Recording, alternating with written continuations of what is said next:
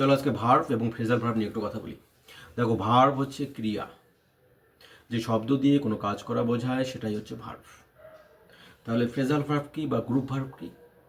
ভার্বের সঙ্গে প্রিপোজিশন অথবা অ্যাডভার্ব যোগ হয়ে যখন অন্য কোনো অর্থ, নতুন কোনো অর্থ তৈরি করে বা মিনিং তৈরি করে, সেটাই হচ্ছে ফ্রেজাল ভার্ব বা group verb.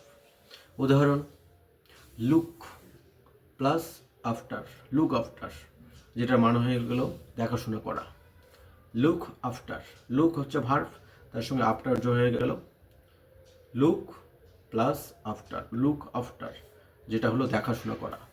Give up, give verb, সঙ্গে আপ যোগ হয়ে গেল গিভ আপ, মানে ত্যাগ করা। সো এটাই হচ্ছে ভার্ব এবং ফ্রেজাল ভার্বের মধ্যে তফাৎ। এবারে এক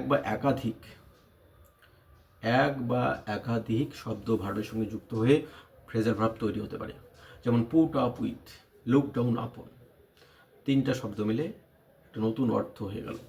এটাই হচ্ছে ফ্রেজাল ভার্ব। ওকে, টাটা বাই।